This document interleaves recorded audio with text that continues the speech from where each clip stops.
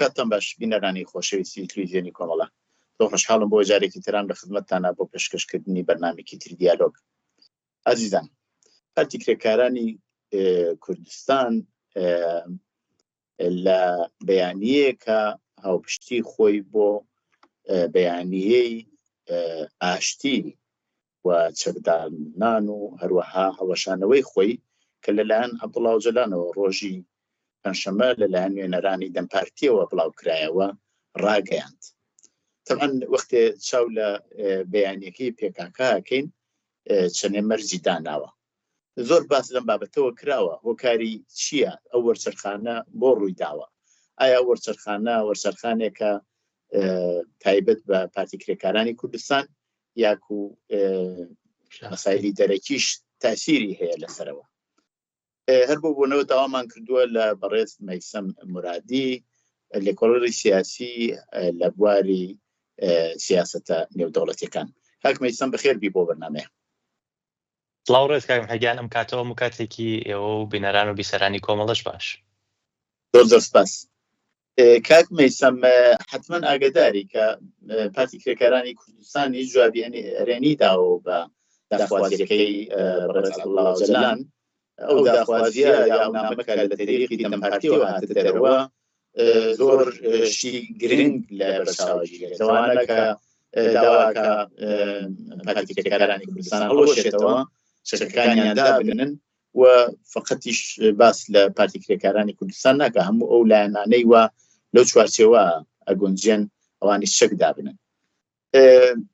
جوابیان داوەتەوە، حتمما جوابەکەتان بۆ خۆتان بینیوە، پێم خۆشە لەسەرەوە قسە بکەین، بەڵام پێشتر بزانم باشە بۆ ئەمە لە پڕێکە ئەم نامە هاتە دەرەوە؟ ئایا پێشینەیەکی هەیە، پەیوەندی بە شتێکی تایبەتیەوە هەیە، یاکو ئەوە تایبەتە بە ناوخۆی پارتی کرێکارانی کوردستان؟ ڕاستە ئەمڕۆ پارتی کرێکارانی کوردستانی شێوەیەکی فەرمی پاڵپشتی ئەو بەیاننامەی بەڕێز عەبدوڵڵا ئۆجەلانی کرد، بەڵام سەرەتا وەک چۆن بەڕێستان ئاماژەتان پێکرد و پرسیارەکەتان لەسەرەوە بوو، بپڕژێنە سەر و بابەتەی کە بۆچی لە ئێستادا داواکاریەکی لەو شێوە لەلایەن بەڕێز ئۆجەلانەوە باسی لێ دەکرێت و داوای هەڵوەشاندنەوە و چەککردن و هەڵوەشاندنەوەی پارتی کرێکارانی کوردستان و هەروەها چەکدانان و چەککردنی لایەنەکانی دیکە دەکات. لە ڕاستیدا من پێم وایە کە ئەوەی کە لە ئێستادا ڕووی داوە لە باکووری کوردستان و سەبارەت بە پارتی کرێکارانی کوردستان پەیوەندی ڕاستەوخۆی هەیە بە چەند فاکتەرێکەوە کە دەتوانێت ناوخۆیی بێت لە ناوخۆی تورکیا و باکووری کوردستان کە پێی دەڵێم لۆکاڵ، دەتوانێت پەیوەندی بە فاکتەرگەلێکەوە بێت کە ڕۆژهەڵاتی ناوەڕاستە کە ئەویش پێی دەوترێت هەرێمی و هەروەها بابەتگەلێکە پرسی جیهانیە.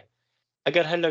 ئاخر خاڵەوە دەست پێ بکەم پرسی جیهانیەکەی ئەوەیە کە وەک چۆن بەڕێز ئۆجەلان لە پەیامەکەی خۆشیدا باسی لەوە کردووە کە پارتی کرێکارانی کوردستان لە سەردەمێکدا دامەزراوە لە سەدەی 20 کە تونند و تیژیەکان لە ئاستی زۆر زۆرسەرەوەی خۆیدا بووە، سۆسیالیستی واقعی یان یەکێتی سۆڤێت بوونی هەبووە و لە دوای نەمانی یەکێتی سۆڤێت و هەروەها دەستبەرداری تورکیا دەستبەرداری ئەو بووە کە سیاسەتی نکۆڵیکردنی کورد جێبەجێ بکات، بوونی پارتی کرێکارانی کوردستان پێویستی مێژووی خۆی لەدەستداوە و لەو کاتەوە لە 90ەکانەوە پارتی کرێکارانی کوردستان خەریکی خۆ دووبارەکردنەوە بووە. کەواتە ئەگەر لەو ڕوانگەی بەڕێز ئۆجەلانەوە چاو لەو بابەتە بکەین، من پێم وایە کە پرسی ئەمە بەتەنیا پرسی پارتی کرێکارانی کوردستان نییە، ئەمە بابەتێکە کە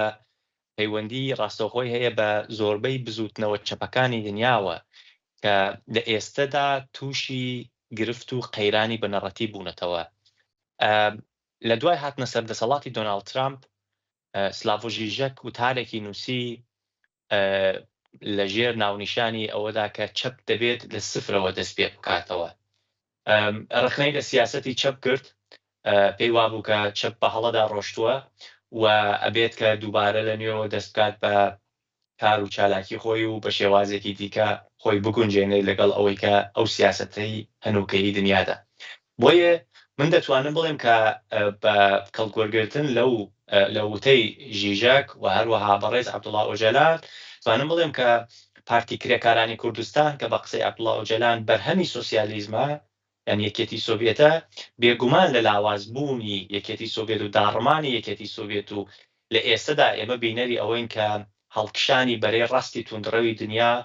لە ئاراستی خەریکە زۆر زیاتر دەبێت. بۆ نمونە ئاخر ئەزمونونەکە هەڵبژاردننی ئەڵمانیایە کە پارتی AFD یەکێک لە پارتە ڕەگەزپەرستەکانی ئەڵمانیاس کە دەنگێکی زۆری بەدەستێناوە سەر هاتنەوەی دووبارەی دۆناڵد ترامپ، خاڤیەر میلە لە ئارژانتین، راسموس پالۆدان لە دانمارک، ماریە لۆپێن لە فەڕەنسا، هەموو ئەمانە نیشانەی ئەوەیە کە ڕاست و ڕاستی تۆندڕە و لە دنیادا لە هەڵکشاندایە و چەپ لە پاشەکشەیەکی گشتیدایە. بۆیە کاریگەری ڕاستەوخۆی هەبووە ئەم پاشەکشەی چەپە لەسەر پارتی کرێکارانی کوردستان کە بەڕێز ئۆژەلانیش بۆ خۆی ئاماژەی پێداوە. هاوکات بابەتێکی هەرێمی هەیە. بابەتە هەرێمیەکە ئەوەیە کە ڕۆژهەڵاتی نێوەڕاست لە 7 ئۆکتۆبری 2023 ڕۆشتە قۆناغێکی نوێوە وەدوای هێرشی حەماس بۆ سەر ئیسرائیل و وەڵامدانەوەی ئیسرائیل بۆ حەماس، داڕمانی هەیکەلەی حەماس، حەزبوڵڵای لوبنان و ئاخر جاریش داڕمانی دەسەڵاتی بەشار ئەسەد، ڕۆژهەڵاتی نێوەڕاستی بردووتە قۆناغێکی نوێوە و بە هیچ شێوەیە گەڕانەوەیەک نییە بۆ پێش 7 ئۆکتۆبری 2023. بۆیە هەموو ئەو ئەکتەرانەی کە لە ڕۆژهەڵاتی ناوەڕاستە بوونیان هەیە، چ بە ئەکتەری دەوڵەتیەوە و چ بە ئەکتەری نادەوڵەتیەوە، خوێندنەوەی خۆیانیان هەیە بۆ دۆخی ڕۆژهەڵاتی ناوەڕاست و هەوڵی ئەوە دەدەن کە هەژمونی خۆیان لەو ناوچەدا بسەپێنن. سێدانە پرۆژەی دەوڵەتی لە ڕۆژهەڵاتی ناوەڕاستدا بە بۆچوونی من هەیە کە لە ئێستادا بەریەک دەکەون. پرۆژەی نەزمی نوێی ئیسرائیلە کە لە دوای کوشتنی حەسەن نەسرڵڵا بە فەرمی باسی لێکرا کە دەیهەوێت کە پرۆژەی نەزمی نوێ ئەگەر بڵێم کە نەزم لە سیاسەتی نێودەوڵەتی و تئۆریدا بەواتای ئەوەیە کە یەکە سیاسیەکان کە بە شێوەی فەرمی و سربەخۆ یەکتر بە فەرمی دەناسن و هاوکات لەگەڵ یەکتردا هەڵس و کەوتیان هەیە. ئەم یەکە سیاسیانە لە دوای 7 ئۆکتۆبر دەبێت گۆڕانی بەسەردا بێت لەبەرەوەی کە 7 ئۆکتۆبر لە ڕوانگەی ئیسرائیلەوە، لەبەرەوەی کە 7 ئۆکتۆبر ڕوویدا باڵانسی هێز لە 7 ئۆکتۆبر و پێش 7 ئۆکتۆبرە لە ڕوانگە و عەقڵی سیاسەتمەداری ئیسرائیلیەوە لە زیانی ئیسرائیل بوو. بۆیە دەبێت نەریتی هاوسەنگی هێز و حکومڕانی ڕۆژهەڵاتی ناوەڕاست بگۆڕدرێت بە قازانجی ئیسرائیل بە پاڵپشتی ئەمریکا بەشێک لە وڵاتانی عەرەبی ناوچەکەش، بۆ نمونە وەکو عەرەبستان، ئێمارات، ئەم وڵاتانە ئۆردۆن پاڵپشتی ئەم پرۆژەیە دەکەن، هەروەها وڵاتانی دیکەی ڕۆژاوای وەکو فەڕەنسا، ئەڵمانیا و بریتانیا. ئەمە پرۆژەی نەزمی نوێی ئیسرائیلە بۆ ڕۆژهەڵاتی ناوەڕاست کە دەیهەوێت کە هەموو ئەو یەکە سیاسیانێکە لە دژی ئیسرائیل بوون وەکو نەریتی پاشەکشیان پێ بکات. پێش ئەوە بە شێوازێکی تر هەڵس و کەوتیە کرد لە ڕێگەی دیپلۆماسیەوە، بۆ نمونە پەیمانی ئاشتی ئیبراهیم هەلەو ئاراستەیەدا بوو کە هەوڵی سەرەکی لە ناوبردننی ناسیۆنالیزمی ئیسلامی عەرەبی وڵاتانی عەرەبی بوو کە تا ئاستێکیش سەرکەوت. بەڵام لە دوای 7 ئۆکتۆبرەوە لە ڕێگەی هێزەوە خەریکە ئەمە جێبەجێ دەکات کە دەبێت کە ئەم هێزش بڕواتە ئیسرائیل دەیەوێت کە ئەم وەکو دۆمینە گەرچاوی لێ بکەین ئەم دۆمینانە بێ بڕواتە سەر سنووری ئێران و بڕواتە ناوخۆی ئێران. و من پێم وایە بەبوونی دوو دەوڵەت وەکو ئێران و تورکیە وەکو قەوارەی ئێستایان ئەم نەزمی نوێی ئیسرائیلە ناچەسپێت و ئەو دوو دەوڵەتش دەبێت گۆڕانکاریان بەسەردا بێت. بۆیە ئەو دوو پرۆژەکەش بە کورتی ئاماژەی پێ بکەم، بۆیە ئێران و تورکیەش بە پرۆژەی نوێەوە هاتوونەتە ناو ئەم هاوکێشانەی ڕۆژهەڵاتی ناوەڕاست و دیانەوێت پێش بە بەرەوپێشچوونی ئیسرائیل بگرن. لە دوای کوشتنی حەسەن نەسرڵڵا ڕێبەری باڵای ئێران عەلی خامنەئی لە وتاری نوێژی هەینی خۆی داوتی لە ئەفغانستانەوە تاکو یەمەن ئەبێ وڵاتە موسڵمانەکان پشتێندەیەکی بەرگری دروست بکەن بۆ ئەوەی کە پێش بە بەرەوپێشچوونەکانی ئیسرائیل بگرێت. پرۆژەی پشتێندەی بەرگری ئەتوانێت هەر هەمان ڕوانگەی محوەری مقاومەت بێت، بەڵام لە ئاستێکی زۆر گەورەتردا وڵاتانی سونەش لەخۆ بگرێت وەکو ئەفغانستان کە ئێران باسی لێ کرد، وەکو پاکستان. هاوکات پرۆژەی دیکەمان هەیە، پرۆژەی تورکیەیە. لە مانگی نۆڤەمبەری 2024دا ڕەجەب تەیب ئەردۆغان لە وتارێکی خۆی داوتی لەسەر دەریای نێوەڕاستەوە، یانەوەی کە لە ڕۆژهەڵات پێی دەڵێن دەریای مدیتەرانە، هەتاکو سەر سنوورەکانی ئێران ئێمە دەبێت پشتێندەیەکی ئاسایشی بکێشین. و لە مانگی ئۆکتۆبردا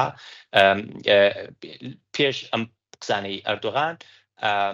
دەوڵەت باخچەلی دەست پێشخەری پرۆژەی ئاشتی کرد، ئەوەی کە ئێستا پێی دەڵێ پرۆژەی ئاشتی کرد. دوێنێ ئەردۆغان بە فەرمی باسی لێ کرد وتی ئەمە پرۆسەیەک هەیە و دەمانەوێت ئاشتی بەرقەرار بکەین، کەواتە پرۆسەی ئاشتی بوونی هەیە لە ڕوانگەی سیاسەتمەداری تورک و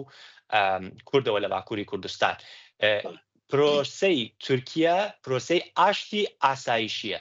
واتە ڕوانگەی ئاسایشیەکەی بۆ ئەوەیە کە بیەوێ ئەو مەترسیانەکە لەسەر سنوورەکەی پێشی پێ بگرێت و هاوکات لە ڕوانگەی ئاشتیەوە کە باسی لێ دەکرێت ئەمە بۆ واتای ئەوە نییە کە من پەسەندی ئەو ئاشتیەکەم من خەریکم وشەکە وەکو خۆی باز لێ دەکەم لێرەدا پرۆسەی ئاشتی ئاسایشی لەژێر چەتری پشتێندەی ئاسایشی تورکیەدا بەڕێوەڕوە ئەم سێ پرۆسەش بەریەک کەوتون و لە ئاراستەی ئەم بەریەکەوتنەدا کاریگەری هەبووە لەسەر ئەوەی کە بەڕێز عەبدوڵڵا ئۆجەلان پەیامێکی لەو شێوە بدات و لە ناوخۆ فاکتەری کۆتاییەکەیشم لۆکاڵەکەس ئەوەیە کە ناوخۆی باکووری کوردستان سیاسەتمەداری باکووری کوردستان لە مێژە باوەڕێن بەوە هەیە کە دەبێت خەباتی چەکداری کۆتایی پێبێت سەلاحەدین دمیرتاش یەکێک لەو کەسانەسە کە پێداگری زۆر دەکات لەسەر ئەو بابەتە لە 1-2 ساڵی ڕابردوو زۆر جار باسی لێ کردووە و توێتی کە دەوڵەت ئەگەر ڕێگەم پێ بدات من پرسی چەک کۆتایی پێتێرم کەواتە سێ فاکتەری سەرەکی هەیە لێرەدا لۆکاڵ هەرێمی و جیهانی کە کاریگەری هەبووە لەسەر ئەوەی کە ئەم پەیامەی بەڕێز عەبدوڵڵا ئۆجەلان بێتە دەرەوە. بەڵێ دیارە زۆر ئێوە زۆر باسی زۆر شتان کرد کە زۆر جێگەی پرسیارە هیچ کەس لەسەرەوە لەکۆڵیەوە ناکەن کە چەپ لە ئاستی جیهان پاشەکشەی کردووە و ئەبێ گۆڕانکاری بەسەرخۆیان بێ بۆ بتوانێ ئەو هێزانەی وە لەناو کۆمەلگا هەیەی وەکو هێزی چینی کرێکار خەڵکی ستەم لێکراو نەتەوەکانی ژێردەست ژنان وە زۆر یەک لەو شتانەی کە چەپەکان یعنی ئەوە هێزی چەپن ئەبێ دیسانەوانە ببنەوە بە هێزی چەپەوە هیچ کەس نەکۆڵی لێ ناکات بەڵام پێم خۆشە ئێمە کە ئێستا باسی مەسەلەی پارتی کرێکارانی کوردستان و نامەکەی بەڕێز ئۆجەلانەکەین زیاتر لەسەر ئەوە فوکوسکەین نەکەوە بڵێنەوە پەیوەندی نیە تەمان دیارە پەیوەندی هەیە بەڵام ئەوەیش بڵێن کە بەڕاستی پارتی کرێکارانی کوردستان ئەگەرچی خۆی لە باڵی چەپداناوە بەڵام هەموو ئەو چوارچێوەی بیر و باوەڕ و ئیدۆلۆژی چەپەی کە ئەناسرێت وەکو سوسیالیستەکان و وەکو مارکسیستەکان و کۆمونیستەکانی لە خۆی نەگرتووە بەڵام خۆی لە باڵی چەپداناوە تەمان بڵێن تاسیریشی لەسەرەوە بێت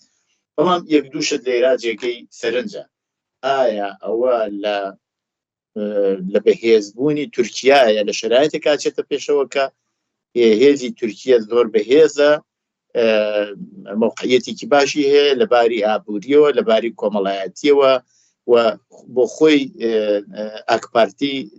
کە ئێستا حکوومەت ئەجێرە لە تورکیا ئەو موقعیەتە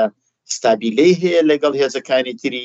ناوخۆی تورکیا لە چ شرایطێکە خەریکەوە چێتە پێشەوە و ئەگەر ئەوە بزانین ئێمە ئەتوانین بیشڵێن کە چۆن ئەم مەوزوعە چێتە پێشەوە. سەبارەت بە ناوخۆی تورکیا کە دۆخی ناوخۆی تورکیا لە چه ئاراستەیەکدایە و ئەم پرۆسە لە چه ئاراستەیەکدا دەڕاتە پێشەوە بەڕاستی پرسیارێکی زۆر گرنگیشە ئەوە یەکەم پێم وایە کە ئاک پارتی یان ئەردوغان پلانی 2033 هەیە واتە تا 2033 بە شێوەی فەرمی سەرۆک کۆماری تورکیا بێت و لەم ئاراستەیەشدا تاکە ڕێگەی بەردەمی ئەردوغان ئەوەیە کە گۆڕانکاری لە دەستوری تورکیادا بکرێت یەکێک لە ڕێگەکان گۆڕانکاری لە دەستوری تورکیادا بکرێت و هاوکات کە گۆڕانکاری دەکرێت هەڵبژاردننی پێشوەختە لە تورکیاشدا بکرێت دەیهەوێت کە ئەردوغان دەیهەوێت کە دەنگی کوردی هەبێت بتوانێت لە هەڵبژاردننی پێشوەختەدا گەرانتیەکی بەدەستەوە بێت و ئەزمموی 2015 بۆ دووبارە نەبێتەوە 2015 کە هەڵبژاردن کرا سەلاحەدین دمیرتاش بە فەرمی وتی بە ئەردوغان وتی ئێمە چیتر تۆ ناکەین بەسەرۆک و کێشەش دروست بوو بۆ ئەردوغان بەڕاستی ئەو کاتە نەیتوانی بەتەنیا خۆی حکوومەت پێک بێنێت و ئەو بوو کە ئەردوغان ئەلبەتە پێش ئەوە ئەردوغان لە ڕێکەوتنی دڵمە باخچە کشایەوە و ئەو باسانەی کە هەبوو وەکو پرۆسی چارەسەری لە سەرەتای 2000ەکان و دەستی پێکردا 2015 هاوکات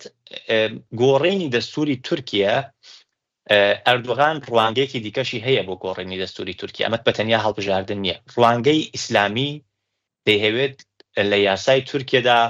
ڕنگدانەوەی هەبێت و لەو چوارچێوە کەمالیستیەی خۆی بیخات ئەمە بەتەنیا ئەردوغان نییە حیزبە ئیسلامیەکانی تورکیا بۆ نمونە حیزبەکەی حزبی هوداپاریش کە حزبێکە لە باکووری کوردستانە ئەو داواکاریەی هەبوو ئەمە چەند ساڵێکە باسی لێ دەکات دەڵێت کە ئەبێ ئەو ڕوانگە کە باز لە سێکۆلاریزم و ئەو بابەتانە دەکرێت دەبێت لە ناو دەستوری تورکیادا گۆڕانی بەسەردا بێت بەریەکەوتن دروست دەبێت کاتێ ئەم باسانە دەکرێت لەلایەن ئەردۆغان و حیزب ئیسلامیەکانی دیکەوە لەگەڵ بۆ نمونە حیزبێک وەکو مەهەپە دەوڵەت باخچەلی شناسی خۆی بوونی خۆی یان جەهەپە لەسەر ئەو سێ یاسای سەرەکی یاسای تورکیە پێناسە دەکەن کە باز لە شێوازی حکوومەتی تورکیە نەتەوەی تورکیە خاک ئاڵا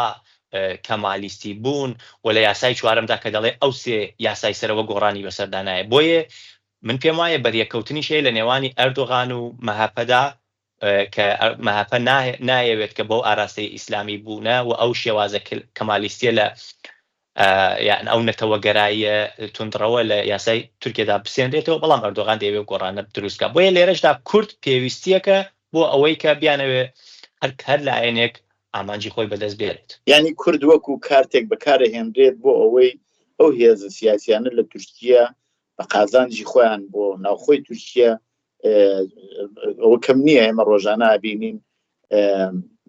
ترمی سەربازانی تورک جایسە هەم لە ڕۆژاوا هەم لە سەرسنووری باشووری کوردستان ئەگەڕێنەوە ینی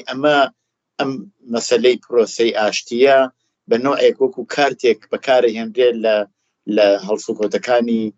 سیاسی تورکیە چ لەلایەن دەوڵەتی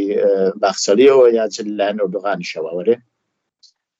ئەو بابەتە هەیە بەڕاستی دەیانەوێت کە بۆ ئاراستەی ببن و بابەتێکی دیکەش هەیە ئەوەیە کە ئابووری تورکیا داڕماوە فشاری زۆری لەسرە و دەرەقەتی بڕێک پرۆژەی گەورەی ئاسایشی ناگرێتەوە وەکو هێرشی سەربازی زۆر فراوان بۆیە لە ئێستادا بەڕاستی پێشی پێدەگرن ئەنی پێش بە پاوانخوازیەکانی تورکیا گیراوە بۆ نمونە ڕێگە نادەن تورکیا هێرش بکاتە سەر ڕۆژاوای کوردستان ئەمانە گرفتن ئەمانە وا دەکات کە دەوڵەتی تورکیا بیر لە ڕێگەیەکی دیکە بکاتەوە بۆ ئەوەی کە بیهەوێت ئەو مەترسیە کە دەوڵەتی تورکیا هەستی پێدەکات لەسەر سنوورەکانی خۆیان بە شێوازێکی دیکە کۆتایی پێبێت و چارەسەری بکات و بەڵێ من پێم وایە کە پرسی لەم یەک دوو هەفتەی ڕابردووەدا زۆرێک لە ڕاگەیاندنەکانی تورکیا باسییان لەوە کردووە بۆ نمونە سەر لەگەڵ پەکەکەدا چەندێک هەزینەی هەبووە بۆیان و ئەم هەزینانە دەکراکە لە ڕێگەی دیکەوە خەرجی ئاوەدانی تورکیا بکرێتەوە و بەرهێنان بابەتگەلێکی دیکە و ئابووری تورکیا و هەڵاوسانێک کە ئێستا هەیەی بەم شێوازە نەبێت بۆیە بەڵێ ئەو ڕوانگەشە هەیە کە ڕوانگەی نظامیە کە تورکیا نەیتوانیوە بگا بە ئامانجەکانی و دەیانەوێت لەو ئاراستێشدا بگەن بە دەرەنجامێک کەواتە کاکمحی ئەمەوێ بڵێم کە فاکتەری ناوخۆی تورکیا زۆر هەیە فاکتەری دەرەکی هەیە لایەنگەلی ناوخۆی تورکیا دەیانەوێت کە بە قازانجی خۆیان ئەم پرسە کۆتایی پێبێرن بەڵام تاکو ئێستا لایەنێک وەکو ئاکپارتی هێشتا دڵنیا نییە و نایهەوێت کە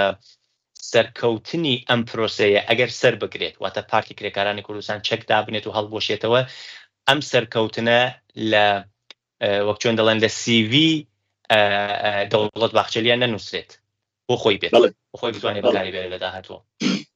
مۆزوعێکە لێرە جێگەی سەرنجە ئەوی شەوەیە کە زۆر لایەن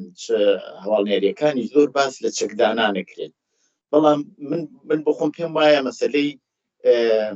طبعا هێزی سەربازی یا هێزی چەکداری پارتی کرێکارانی کوردستان هەڕەشەیەک بووە لەسەر دەوڵەتی تورکیا لە ماوەی 47 ساڵەدا بەڵام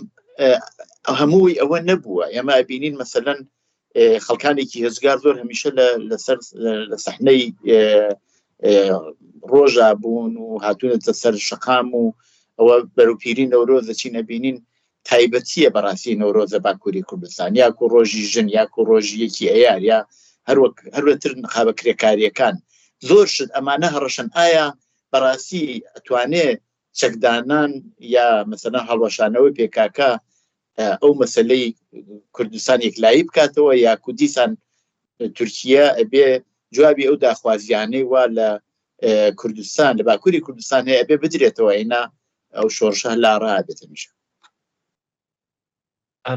سەبارەت بە بەردەوامبوونی شۆڕش ئەزمموی پارچەکانی دیکەی کوردستانی جۆمان پێ دەڵێت کە بۆ نمونە هەر کاتێک بۆ بوونەوەیەک دانیشتنیە گفتوگویەکە بۆ ڕێکەوتنێکە بووە بەواتای ئەوە نەبووە کە کۆتایی پێ هاتووە بزوتنەوەی ڕزگاری خوازانەی کوردستان بەڵکو لە قاڵبێکی ترا چوارچێوەیەکی ترا بە ڕەنگێکی دیکە سەری هەڵداوەتەوە لە ڕاستیدا بۆ وەڵامی پرسیارەکەتان ئەوەیە کە داواکاری پارتی کرێکارانی کوردستان چییە پێم وایە بەچاوی لێ بکەین. پارتی کرێکارانی کوردستان وەک چۆن بەڕێز ئۆژەلان باسی لێ کردووە لەو ئاراستەیەدا دامەزراوە کە نکۆڵی لە بوونی کورد کراوە لە تورکیەدا و ئێستا نکۆڵی ناکرێت لە بوونی کورد وەک خۆی بەڕێزیشان ئاماژەی پێکات دەڵێت کە پرسی ئازادی ڕادەبڕین ئەو شتانەشە گۆڕانکاری کراوە لە تورکیەدا بۆیە دەڵێت کە دەبێت چەک دابنرێت و هەڵبوەشێتەوە. ئەگەر ئەتوانێت وەکو لە چەند ڕوانگەوەمە باسی لێ بکرێت ئەگەر وەکو لە ڕوانگەیەکی ناسیۆنالیستیەوە بەڕاستی باسی لێ بکرێت دەتوانێت کە ئەو ئاماژە بدرێت کە باز لەوە بکرێت کە ئەمە دەتوانێت کە دەستکەوت نەبێت بەڕاستی. بەڵام ئەگەر لەو ڕوانگەوە کە پارتی کرێکارانی کوردستان لێی دامەزراوە و تاکو ئێستا خەباتی بۆ کردووە چۆتە پێشەوە دەتوانێت کە لەو ڕوانگەوە ڕوانگەیەکی چەپەوە توانم باسی لێ بکەم وەکو دەستکەوتیش ببینرێت ئەم بابەتەکە تێتە پێشەوە. بەڵام ئایا گۆڕانکاری دەکرێت لە ناوخۆی تورکیەدا؟ گۆڕانکاریەکە ئەبێت لە دەستوری تورکیەدا بکرێت. تا چەندە ئەو لایەنانەی تورکیا ڕێگە دەدەن هەم بە ئاک پارتی و هەم بە مەهەپەوە ڕێگە دەدەن کە بۆ نمونە پرسی کورد لە پەرلەمانی تورکیەدا بە شێوەیەکی گشتی تاوتوێ بکرێت و یاسای تورکیە گۆڕانکاری بەسەردابێت بەڕاستی بێدا بنرێ بۆ داهاتوو لەبەرەوەی کە بابەتێکی هەستیارە دەوڵەتی هیچ کام لەو حیزبانە نایانەوێت لە ئێستەوە هەنگاوی زۆر خێرا بنێن لەبەرەوەی کە هەڵبژاردنیان لە پێشە و دەزانن کە دەنگدەرێکی زۆری تورکیا ئەتوانێت کە دەنگیان پێنەدات پاشەکشە بکەن و هەر لە ئێستادا بەڕاستی باز لەوە دەکرێت کە تورکیا ئەو لایەنە ڕەگەز پەرستای کە لە تورکیا بوونی هەیە لە کۆمەڵگەی تورکیادا بوونی هەیە ڕەخنە لە مەهەپەش دەگرێت یانە تا ئاسێک بۆ نمونە ئی پارتی یەکێک لەو حیزبانەسە کە دەیەوێت کڵکی لێ وەربگرێت لەم بۆشاییە کاتوتە پێشەوە ڕەگەز پەرستانەتر خەریکە هەڵسو کەوت دەکات. بۆیە کێشە و گرفتی زۆری هەیە. بەڵام ئەوەی کە دەبینرێت باسی لێ دەکەن ئەگەر وەکو قسەکانیان کە بیبینین بۆ نمونە دەوڵەت باخچەری باسی لەوە کردبوو پێم وایە ئەمڕۆ بوو باسی لەوە کردبوو کە ئەو لەسەر بەڵێنی خۆیە و دەیەوێت کە ئەم ئاشتەواییە کە دەستیان پێکردووە بیباتە پێش. ئەردۆغان بە هەمان ئاراستە باسی لەو پەیامەی ڕێز ئۆژەلان لەو ئاراستەیەدا قسەی کردبوو کەواتە ئەگەر وەکو قسە و باسەکانیان کە لەم ڕۆژانەدا باسی لێ دەکەن بیبینین ڕەنگە هەوڵێک هەبێت بۆ ئەوەی کە بیانەوێت لە ئاراستەیەکدا بابەتی پرسی کورد لە تورکیا و لە باکووری کوردستاندا گۆڕانکاری بەسەردابێن. بەڵام ئەمە بۆ واتای ئەوە نیە لە داهاتوویەکی نزیکە ئەم گۆڕانکاریە دوو تێتە پێشەوە ڕەنگە چەند ساڵێکیش بخایێت بەڕاستی لەبەرەوەی کە پرسی چەکدانان و هەڵوەشاندنەوەی پەکەکە بۆ خۆشی بابەتێک نییە کە زۆر بە خێرایی کۆتایی پێبێت کات دەبات و کاتی زۆریش دەبات. هەرم جۆرەوە بۆ خۆشان ئاماژەتان پێکرد ئەو جوابەی وای ئێستا سەرکردایەتی پەکەکە لە دەسلان لە مەیدان داوێتەوە بۆ خۆی مەرجی داناوە و مەرجەکانیش بریتینەوە کە ئەگەر بیانەوێ کۆنگرە بگرنە بێ بۆ خۆی بەڕێز ئۆژەلان سەرپەرشتیارەتی و کۆنگرەیە بکات و دیارە تەبعەن ئێستا بە نوعێک لایەن پەکەکەوە شەڕ ڕاجیداوە. بەڵام ئەو تورا هەرەوەش باس کراوە کە ئەگەر هێرش بکرێتە سەرمانەی مەهر فاکن لە خۆمان مەبەستەوەی گەشتا چیان نەر پێەیە و زۆر شتی کەش باس کراوە لەسەرەوەی کابێ بەڕێزیان ئازاد بن ئەبێ ئازادیەکان بدرێت. دیارە شەرت و مەزانراوە لە ئیبیدایەتە وەختی ئەو نامەهات تۆزێک ناومێدیەکی دروست کرده بوو کەیترەوە هەموو شتێک تەواو. بەڵام وا دیارە لە قسە باسەکانی یا لەو پەیامەی وای ئێستا پەکەکە داوێتی تێڕوانینێکی تر هەیە. هەر لەم بابەتەوە مەسەلەی ڕۆژاواش هەیە کە زۆر جارەوەترێ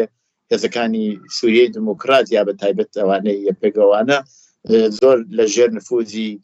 پارتی کرێکارانی کوردستانن. ئەوانیش باسی وایان کردووە کە هەتا هێرشی تورکیە بێت و هەتا هێرش لە سریان بێ هەر درێژە ئەدەن بە خەباتی چەکداریان. لەم بابەتیشەوە پێم خۆش ئەگەر کرێک بە کورتی قسە و باسێ بکەن. بابەتی ڕۆژاوای کوردستان یان پرسی چەک بەدەست هێزەکانی ڕۆژاوای کوردستانەوە جالەوەی کە بابەتێکە کە پەیوەندی بە پرسی کوردەوە هەیە بابەتێکی سیاسی چەک کە لە کۆمەڵگەی نێودەوڵەتیدا ویستێک هەیە لەسەر ئەوەی کە چەک بەدەست کوردەوە بمێنێت. شەڕ دژی تێرۆرە، دروستکردنی باڵانسی هێز لە سووریەدایە لە دژی ئەحمەد شەرع و نێڵن ئەحمەد شەرع زۆر بەرەو پێشچوونی هەبێت مەترسی دروستکە بۆ نمونە بۆ وڵاتێک وەکو ئیسرائیل. بۆیە بابەتی چەکی دەستی هێزەکانی ڕۆژاوای کوردستان زۆر لەو قەبارە گەورەترە کە بۆ نمونە ئێستاکە باسی لێ دەکرێت لە پانتایی جوغرافیای کوردستانە و ڕۆژهەڵاتی ناوەڕاست بە شێوەیەکی گشتیدا. بڕیاری سیاسی لە پشتە وەکو ئەمریکا بڕیاری داوە لەسەر ئەو بابەتە کە یارمەتیان بدات چەک بەدەستە و هێزانەوە بمێنێت. بۆیە پێم وانییە کە بۆ ئاسانیش ئەوان چەک دابنێن ئەگەر بەسەر ویستی خۆشیان بێت. هێشتا لایەنگەلێکەیە لە کۆمەلگای نێودەوڵەتیدا کە دەیەوێت کە چەک بەدەستی ئەو هێزانەوە بمێنێت. بەڵام لە ڕاستیدا کاریگەری هەیە ئەم پەیامەی بەڕێز عەبدوڵڵا ئۆجەلان بۆ هەموو ئەو لایەنانەی کە باوەڕیان بە بیر و بۆچوونی ئۆجەلان هەیە، کاریگەری ڕاستەوخۆی هەیە، تووشی گۆڕانکاریان دەکات لە هەر بەشێکی کوردستانە بن، لە باشوور بن، لە ڕۆژاوایان، لە ڕۆژهەڵات و باکوورە. ڕەنگە ئەتوانین بەو شێوازە باسی لێ بکەین پارتی کرێکارانی کوردستان وەکو دایکی هەموو ئەو لایەنانەی دیکە دەبینرێت کە کە پارتی کرێکارانی کوردستان زیاتر تووشی گۆڕانکاری دەبێت، بەڵام لایەن بەواتای ئەوە نییە کە ئەو لایەنەکان دیکە گۆڕانکاری تووشیان نابێت. کاتێک کە بەڕێز ئۆجەلان تێدا چوونەوە دەکات لە ئامانجی دامەزراندنی پارتی کرێکارانی کوردستان و دەڵێت کە نابێت ئەم حیزبە چیتر درێژە بە ژیانی سیاسی خۆی بدات و ئێمە دەبینین لە ناو دڵی پارتی کرێکارانی کوردستان حیزبگەلێک وەرمە لە باشوور، لە ڕۆژاوا، لە ڕۆژهەڵاتی کوردستان دروستکراون، ئەم حیزبانەش تووشی گۆڕانکاری دەبن. بۆیە هەر لەو ئاراستەیەدا بیانەوێت چه نەیانەوێت گۆڕانکاری تووشیان دەبێت و ڕەنگە بەشێکیان پێداچوونەوە بە بیر و بۆچوونی سیاسی خۆیاندا بکەن و بە جۆرێکی تر بە شێوازێکی تر هەوڵی خەباتی خۆیان بدەن. ئەم مەوزوعات چنێ تەئسیری لەسەر مەسەلەی کورد هەیە. ئەوە جۆرە هەر دوای نامەکەی ئەمە بینی لە ئاسی نێودەوڵەتی نەتەوە یەکگرتووەکان ئەمریکا، ئاڵمان، فەڕەنسا، بەشێکی زۆر لە وڵاتەکان ئەو پەیامەیان وەرگرتووە. بەشێکی هەرە زۆریشیان ئەگەر ئێوە بخۆشتان حتمەن چاودێریتان کردووە باسی مەسەلەی کوردیان کردو، وتیانە ئەم پەیامە هیوادارین ببێ بەوەی کە مەسەلەی کورد چارەسەر کرا. هەتا وڵاتە عەرەبیەکانیش بەشێک لەوانە حتا پارتی کرێکارانی کوردستانیان وەکو پارتیکی ترۆریستی ناو نەبردووە، بەڵکو ئەوانیش لەسەر و باوەڕە بوون کە مەسەلەی کورد مەسەلەیەکە کە ئەبێ حەل بکرێ. چنێ ئەم پەیامە تەئسیری لەسەر ئەوە بێت کە مەسەلەی کوردیسان بێتەوە سەر مێزی گفتوگۆ لە ئاسی نێودەوڵەتی و ببێ بە مەوزوعێ جایتر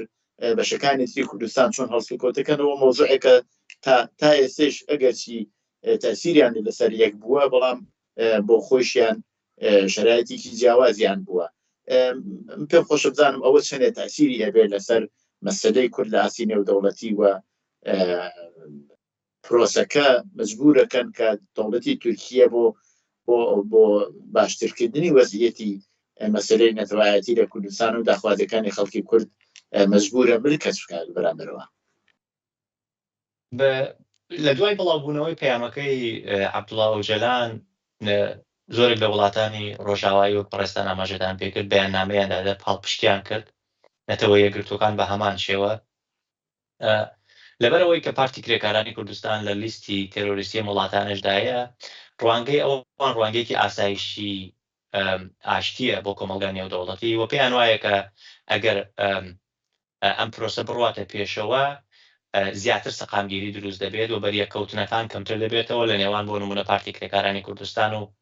تورکیەدا کە کۆتایی پێدێت. یعنی لەو ڕوانگۆ چاوی لێکن و بێگومان کاریگەریشی هەیە لەسەر پرسی کورد. بۆ نمونە تورکیا یەکێک لەو وڵاتانەسە کە خەون و خولیای ئەوەی هەیە کە ببێ بە ئەندامی یەکێتی ئەوروپا و هەمیشەش پرسی کورد یەکێک ناڵێم بەتەنیا یەکێک لە بەربەستەکانی تورکیا بووە بۆ گەیشتن بەم ئامانجە. ئیسە جیا لەوەی کە بابەتی دین و ئەو شتانە کاریگەری هەیە، بابەتی سیاسیە، بڕیاری سیاسیە لەسەری، بەڵام کاتێک لە ساڵی 2007ەوە ئەو پرۆسی چارەسەری و دواتر لەژێر ناوی پەکەیجی مافی مرۆڤ لە تورکیا دەستی پێکرد، گۆڕانکاری گەلێکە کرا تا ئاستێک گڵۆبسەوزگەلێک بە تورکیا درا وەلەم ئاراستێدا هەوڵیدا بەڵام ئیتر دواترەوە بوو کە کێشەگەلێکی زۆر هاتە پێشەوە شەڕی خەندەق دروستکرا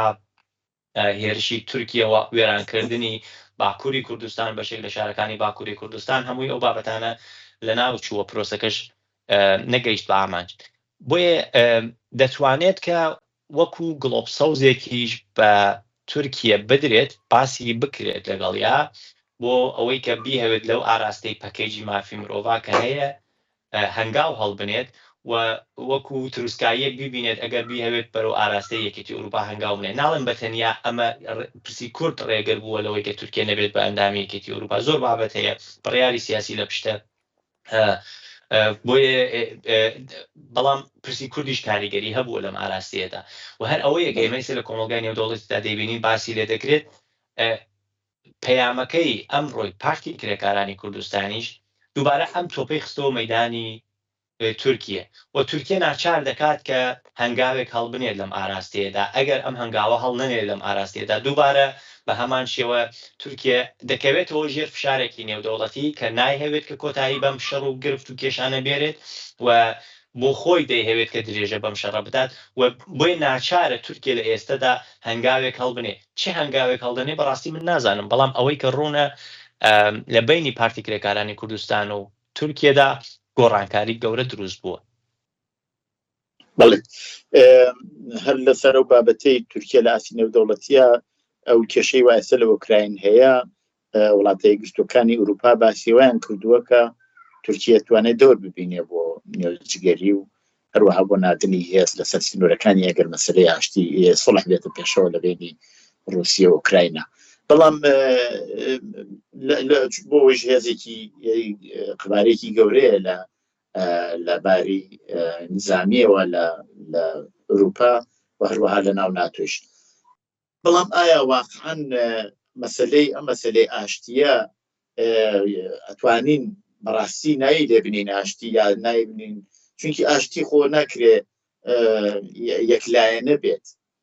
لایەنێک بۆ خۆی ئەوەی وا لەلایەن ڕێزۆجەلانەوە هاتوۆتە دەرۆ زۆر ڕنگ و بۆی داخوازی تورکیای پێوە دیارە هەتاکو ئەوەی کە لایەنی کوردیشی تیا داخوازیەکانی لایەنی کوردیشی تیا بەرجەستە بێتەوە چنێک ئەمە ئەتوانێ گۆڕانکاری پیاابێ وە بە تایبەت ئەوەی وا لە مەیدانایە وەکو پارتی کرێکارانی کوردستان لە خەندیل و هێزی مەیدانیان و حتا هێزەکانی ناوخۆیش وەکو دەم پارتی و هێزانەی کوردیەکان چەند ئەتوانن ئەم بەشەی وە لەلایەن کوردیەوە لایەنی کوردیەکەیەوە بێت بەزرحکرێ ئەتوانێت تاسیری ببێت بۆ داخوازیەکان بەبەستە لە ڕاستیدا ئەوەی کە لە ئێستادا هاتوۆتە ئاراوە کەم پێی دەڵێن پرۆسی ئاشتی بابەتێک نییە کە لە یەک دوو مانگی ڕابردوودا بڕیاری لەسەر درابێت دیارە ئەمە لە مێژە کاری لەسەر کراوە و بڕیاری بەڕێز عەبدوڵڵا ئۆجەلان بڕیارێک نییە کە لە ناکاوە ئەم بڕیارەی دابێت تێگەیشتنگەلێک هەبووە پێشوەختە دانیشتنگەلێک هەبووە لە نێوانی ئەردۆغان و عەبدوڵڵا ئۆجەلاندا لە نێوانی مەهاپە و عەبدوڵڵا ئۆجەلاندا پێش ئەوەی کە تەنانەت لەسەر ڕاگەیانەکان باسی لێ بکات کەواتە پێشوەختە ئامادەکاری کراوە ڕێکەوتن گەلێک هەبووە لە نێوانیاندا و وەکو پێش شەرتی چوونە پێشەوەی ئەم پرۆسەیە داواکاری تورکیەوە بووە کە بەڕێز ئۆجەلان پرسی هەڵوەشانەوەی پەکەکە بێتە ئاراوە باسی لێ بکات ئەمە بابەتەکەیە و لە ناوخۆی دەسەڵاتدارانی باکووری کوردستانیدا سیاسەتمەدارەکانی باکووری کوردستانیدا ئەو تێگەیشتنە هەیە کە بیان هەوێت کە بە هەر تێچوویەکە هەیە خەباتی چەکداری کۆتایی پێبێرن بەشێکی زۆریان ناڵێن هەموویان بەشێکی زۆریان گەیشتن بەو دەرەنجامە بەڵام ئەوەی کە لەم قۆناغەی ئێستادا تورکیا دەتوانێت تورکیا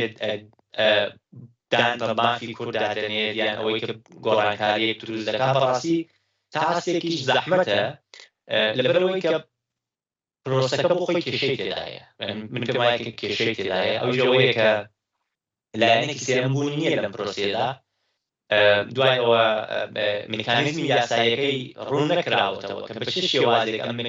ئەم گۆڕانکاریانە ئەم بەڵێنانە کە دەدرێت ئاوا بڵێم ئەم بەڵێنانە کە دەدرێت جێبەجێ دەکرێت هاوکات پارتی کرێکارانی کوردستان باز لەوە کات لە بەیاننامەکەی خۆیدا لە ئەمڕۆدا باز لەوە دەکات کە ئەوان گوێبیستی داواکاریەکە ئۆجەلان دەبن و کۆنگرەی خۆیان دەگرن بەڵام دەبێت ئۆجەلان سەرپەرشتیاری بکات. ئایا تورکیا ڕێگە دەدات کە ئۆجەلان لە زیندان بێتە دەرەوە لە ماڵیشەوە بێت ئەگەر بە شێوازێک بێت بە ڕێگەی نەگەوەی کە لە قەندیل بێت بەڵام لە ڕێگەی ئۆنلاینەوە بە سەرپەرشتیاری ئەم کۆنگرە بکات. بەڕاستی ئەمانە بابەت گەلێکن پرسیارگەلێکن کە من پێم وایە وەڵامدانەوەکەی ئاسان نییە و دەبێت دابنرێت بۆ داهاتوو لەبەرەوەی کە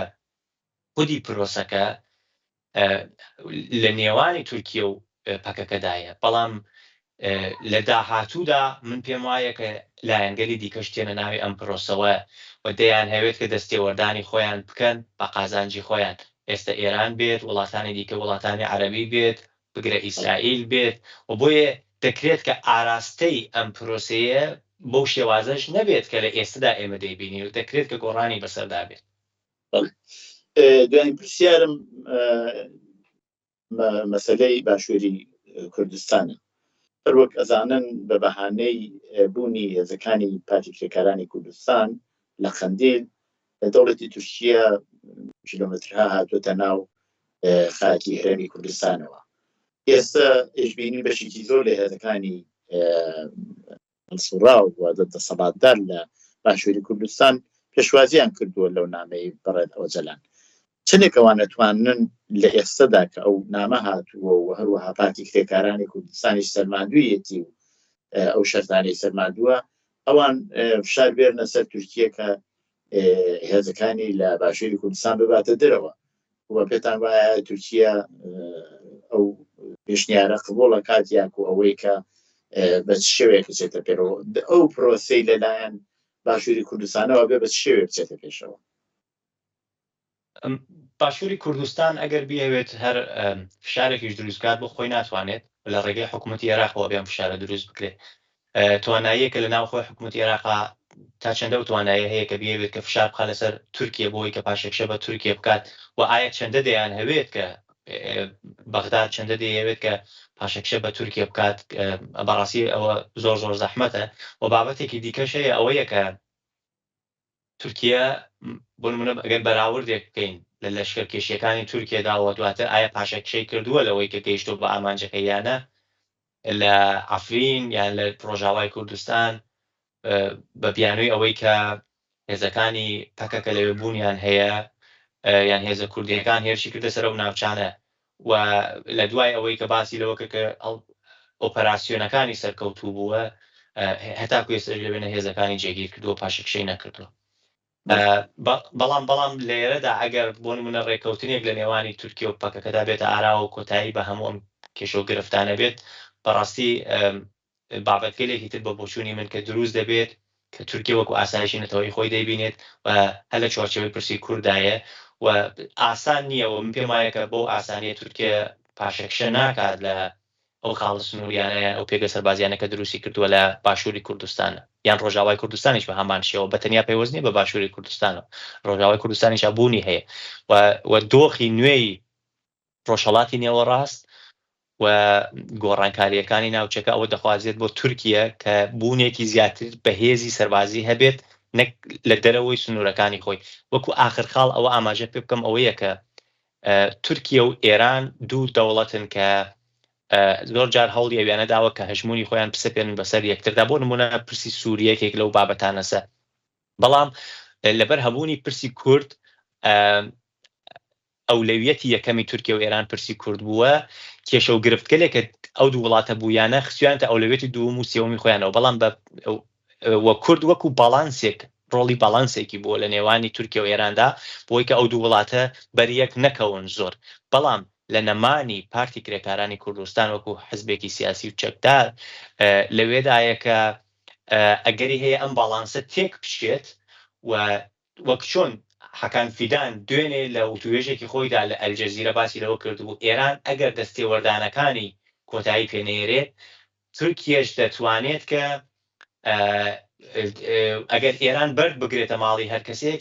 ئەبێ چاوەڕانی ئەوەشی هەبێت کە بەرد بگیرێتە ماڵەکەی بەشێک خەڵک پێیان وایە کە حەکان فیدان مەبەستی ئەوەیە کە تورکێش دەتوانێت کە